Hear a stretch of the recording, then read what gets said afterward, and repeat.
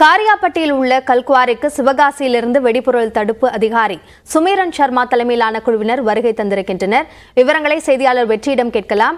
வெற்றி, இவர்கள் என்ன விதமான ஆய்வில் ஈடுபடுகிறார்கள்? என்னென்ன விஷயங்களை அவர்கள் கவனிக்கிறார்கள்?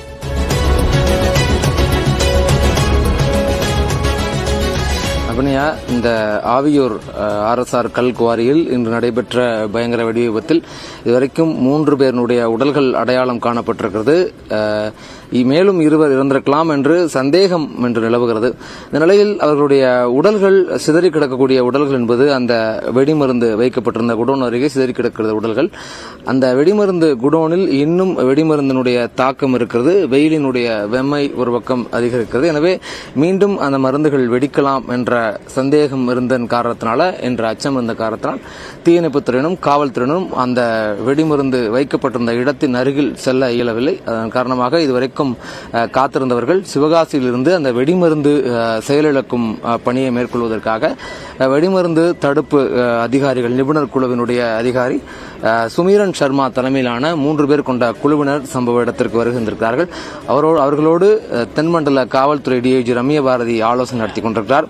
அந்த வெடிமருந்துகள் முழுமையாக செயலிழக்கப்பட்டு பின்னரே அருகில் செல்ல முடியும், எவ்வளவு பேர் உயிரிழந்திருக்கிறார் என்பதை முழுமையாக அவர்கள் உறுதி செய்ய முடியும் என்ற ஒரு தகவலானது தற்போது வரைக்கும் நிலவிக் கொண்டிருக்கிறது.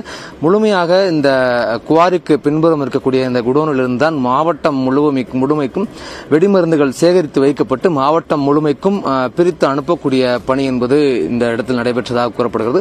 மொத்தமாக ஒரு 1500 கிலோ எடையுள்ள மருந்துகள் இங்கு வைக்கப்பட்டிருந்திருக்கலாம் என்று தகவலானது தற்போது வரைக்கும் தெரியப்படுகிறது. இந்த குவாரியினுடைய உரிமையாளர்களாக சேது, ராஜ்குமார், ராம்குமார் ஆகிய உள்ளிட்ட 4 பேர் இதுவரைக்கும் தலைமறைவாகி இருக்கிறார்கள். 4 பேரையும் போலீசார் தேடி வருகிறார்கள். இந்த நிலையில் இந்த வெடிமருந்து தடுப்பு குழுவினருடைய சோதனையில் முழுமையாக இந்த மருந்துகள் செயலிழக்க வைப்பதற்கான பணிகளானது தற்பொழுது துவங்கி இருக்கிறது. அந்த வளாகம் முழுவதும் உள்ள காவல்துறையினர் உள்ளிட்ட அனைவரையும் அங்கிருந்து வெளியேற்றிவிட்டு முழுமையாக அவர்களுடைய கட்டுப்பாட்டில் இந்த பகுதியை அவர்கள் கொண்டு வந்திருக்கிறார்கள். இன்னும் சற்று நேரத்தில் அந்த வெடிமருந்து செயலிழக்கக்கூடிய பணி என்பது நடைபெற்று பின்னராக அவர்கள் முழுமையாக உடல்கள் என்பது அப்புறப்படுத்தப்படும் என்ற ஒரு தகவலானது தற்பொழுது தெரிய வந்திருக்கிறது.